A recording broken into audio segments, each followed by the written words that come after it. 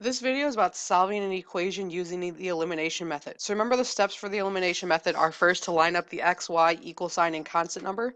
Then we multiply the variables to get opposite coefficients. So an opposite coefficient would be something like 5 and -5.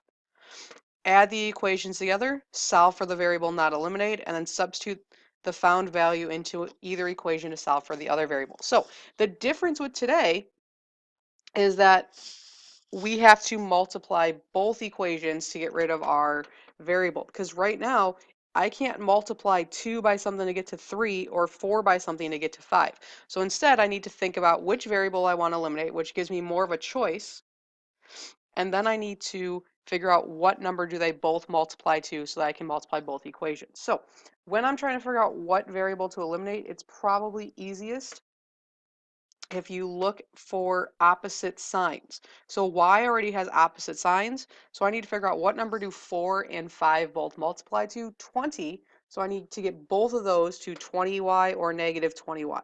So the first equation I'm going to multiply everything by 5, and the second equation I'm going to multiply everything by 4. I don't need to use a negative number here because I already have my positive and negative signs. So when you multiply, remember everything in that equation gets multiplied, so 15x plus 20y equals 30, and 8x minus 20y equals -76. So when I add straight down now, my y's are going to cancel out because I have 20 and -20. So I get 23x equals -46. Divide by 23, x is -2. Once we know x is -2, we need to substitute back into one of the equations. So I'm going to substitute back into the first equation this time. So I'm going to put x into the first equation. So I get 3 times -2 plus 4y equals 6. Well, 6 times -2 is -6 plus 4y equals 6. We can add 6 to both sides, so 4y equals 12, and divide y is 3. So our ordered pair would be -2, 3.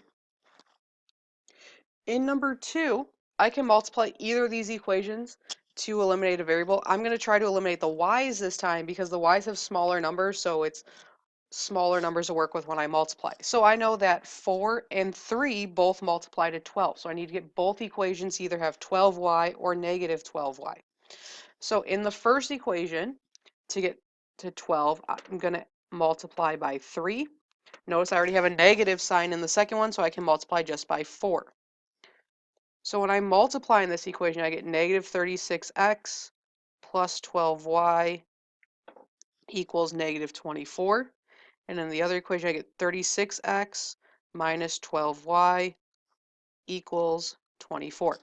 So when I go to add this time, notice that not just my y's cancel out, the x's cancel out, and my constants, so I'm left with 0 equals 0. Remember, this is a special case. When 0 equals 0, that's a true statement. So our special case is infinitely many solutions.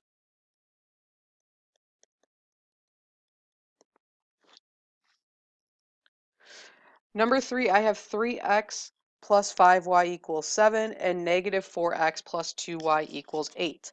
So I can eliminate either variable, so I notice that x has opposite signs already, so that's helpful. And I know that 3 and 4 both multiply to 12. So I'm going to multiply the first equation by 4 and the second equation by 3. So I can either get to 12 or -12 in front of x.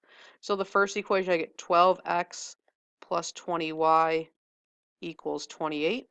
And in the second equation, -12x plus 6y equals 24. So when I add straight down, the x's cancel out and I'm left with 26y equals 52. When I divide by 26, y is 2. Now that we know y is 2, we're going to go back and substitute. So I'm going to take y, this time let's put it in the second equation. So we get -4x plus 2 times 2 equals 8. -4x plus 4 equals 8. I can subtract 4 from both sides, so -4x equals 4. Divide by -4, and x equals -1. So my ordered pair would be -1, 2. Now the next set of problems, notice that the x, y, and equal sign and the number are not lined up. So we need to do some maneuvering first before we can multiply our equations.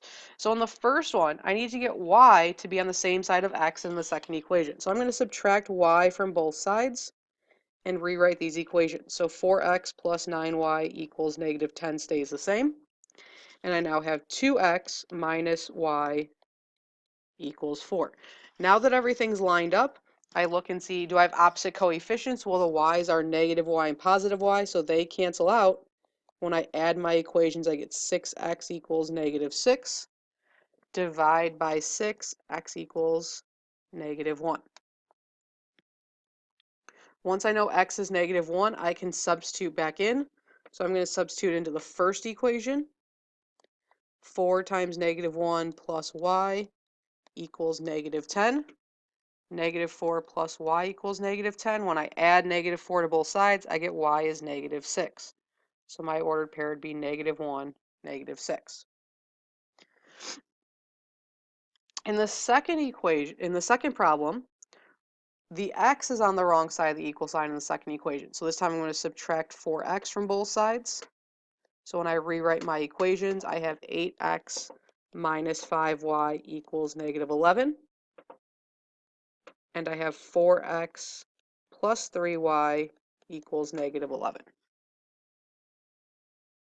So this time nothing cancels out right away, but I know that 4 can easily become 8 if I multiply by 2. So I'm going to multiply by negative 2 though, so I have my opposite signs.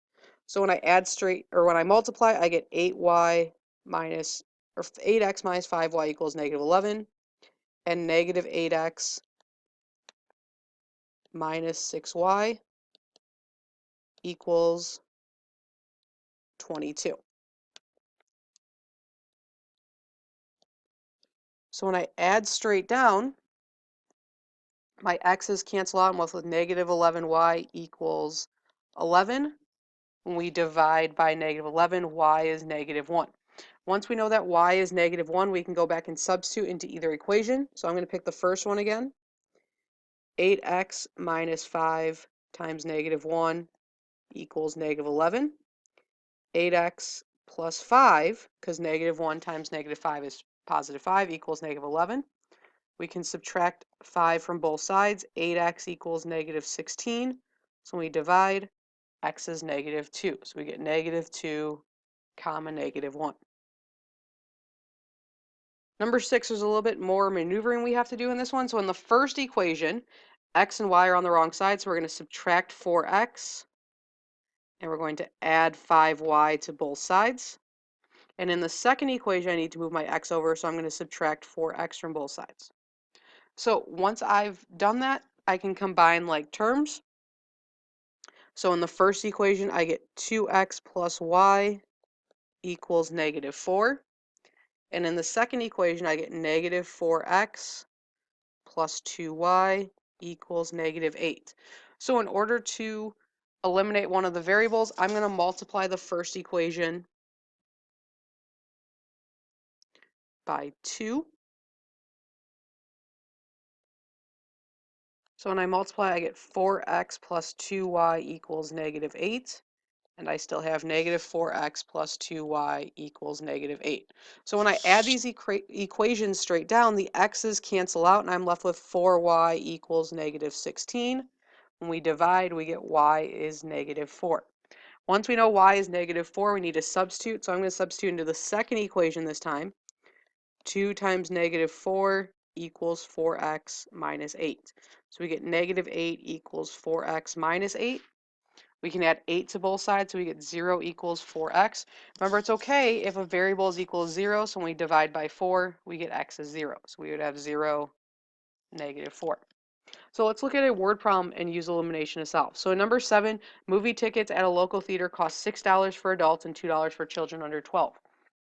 If 175 tickets were sold last weekend with cash receipts of $750, how many adults and children tickets were sold? So our variables, we have adults, we have children going to the movies.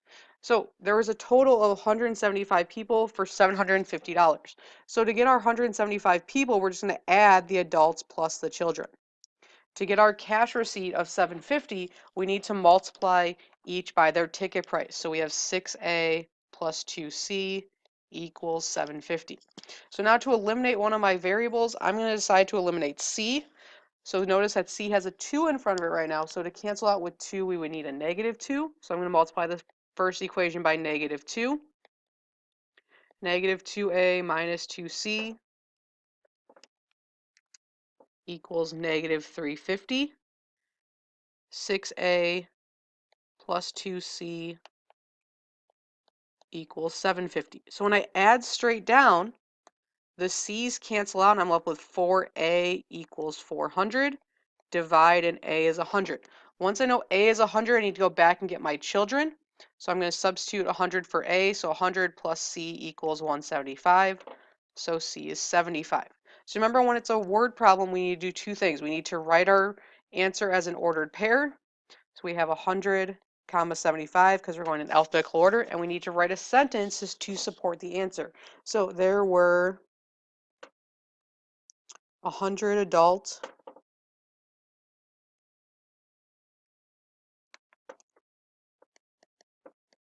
and 75 children tickets sold.